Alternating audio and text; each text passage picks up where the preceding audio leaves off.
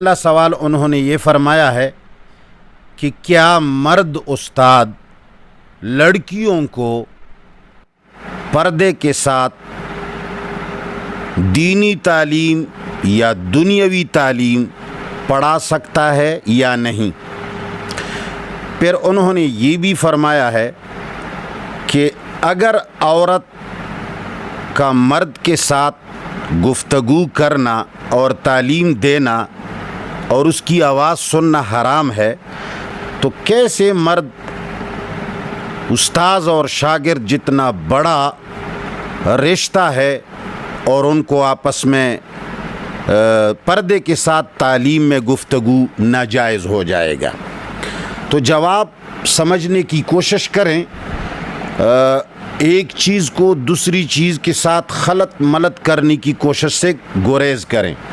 पहली बात तो ये है कि कुरान और सुन्नत यानी हमारे परवरदिगार आलम तालीम के मुखालिफ नहीं है, न दीन इस्लाम तालीम की मुखालफत करता है, बल्कि कुरान करीम ख़ुद इल्म है और कुरान करीम और सुन्नत नबविया लोगों को तालीम देने और तालीम लेने की तरबियत देता है और कुरान करीम उन लोगों की हौसला अफजाई करता है जो सीखते हैं और सिखाते हैं। तो लिहाजा पहली बात तो ये है कि इस्लाम दीनी तालीम या दुनियावी तालीम का न मुखालिफ है न उन पर क़त्अन लगाता है। ये एक बात हो गई। अब दूसरी बात है बेहयाई और फहाशी। बेहयाई और फहाशी मर्द और औरत का आपस में मेल मिलाप और उनका बदकारी की तरफ मुतवज्जह करना और नारवा आमाल की तरफ उनकी तवज्जो दिलाना और उनको एक माहौल फराहम करना, इस पर इस्लाम ने कतगन भी लगाया है और गैरत और फितरत सलीमा भी इसकी मुखालफत करता है। तो ये दो अलग अलग चीज़ें हैं, दोनों को खलत मलत करने की कोशिश ना करें। अब बात आ गई, इतने बड़े अजीम रिश्ते के बावजूद उस्ताद मर्द उस्ताद औरत को पर्दे में क्यों नहीं पढ़ा सकता।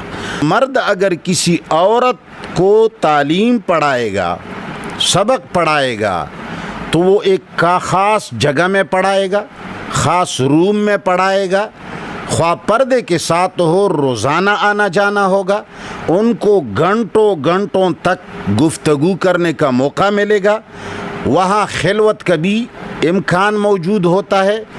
तो लिहाजा मर्द औरत को इसलिए नहीं पढ़ा सकता कि इसकी वजह ये नहीं है कि औरत की सिर्फ आवाज़ सतर है, नहीं, आवाज़ ऐसी जगहों में जायज़ भी है अगर एक दूसरे आपस में आवाज़ सुने ज़रूरत के लिए, लेकिन यहाँ माहौल फराहम होता है, यहाँ उनको खिलवत और तन्हाई मिलती है।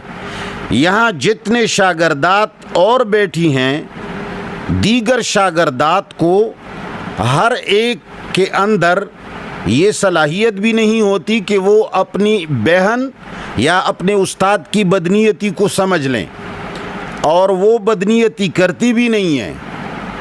किसी एक औरत के साथ उस्ताद का लेन देन बनना कोई नामुमकिन बात नहीं है। लिहाजा मर्द उस्ताद औरत को ख्वाह पर्दे में हो ख्वाह बेपर्दा हालत में हो नहीं पढ़ा सकता, इसलिए कि वहाँ उनको गुफ्तगू का और खिलवत का, तन्हाई का मौका मिलता है और बार बार मिलना और बार बार एक दूसरे को देखना और मौका फराहम होना, ये सारी चीज़ें दवाई इलल बदकारी की तरफ ये चीज़ें बुलाती हैं। लिहाजा मर्द औरतों को नहीं पढ़ा सकता।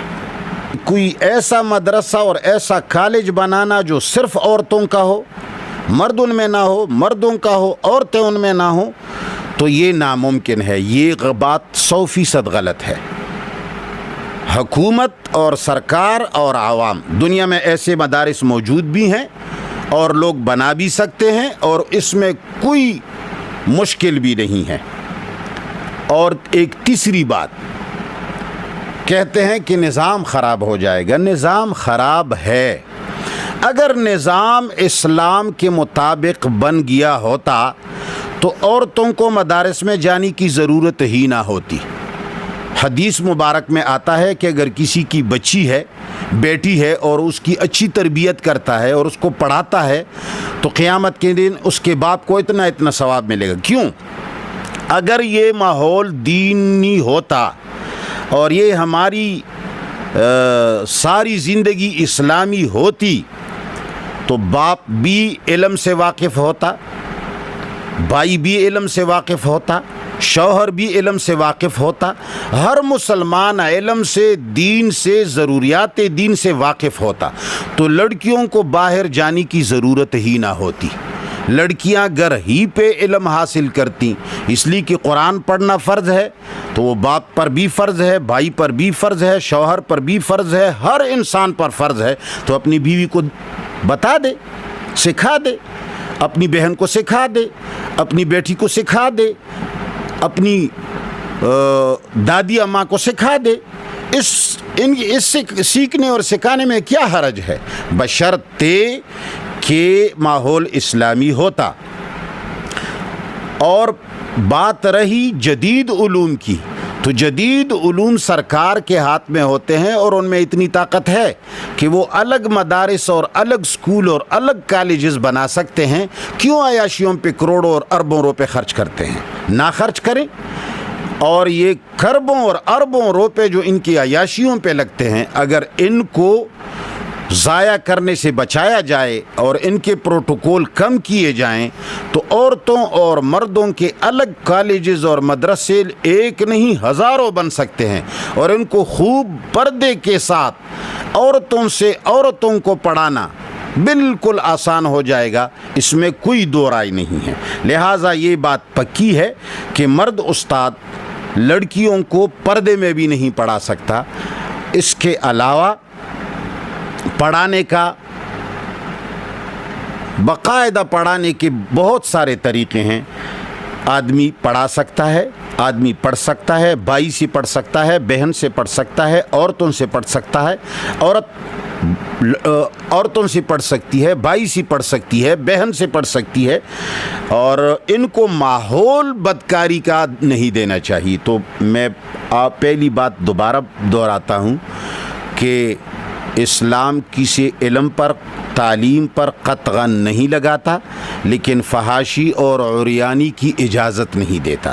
لہٰذا ہر وہ تعلیم کا طریقہ کار جو بدکاری اور فحاشی کی طرف گامزن نہ ہو، اسلام اس کی حوصلہ افزائی کرتا ہے۔ وصلی اللہ تعالی علی خیر خلقہ محمد و آلہ و صحبہ اجمعین۔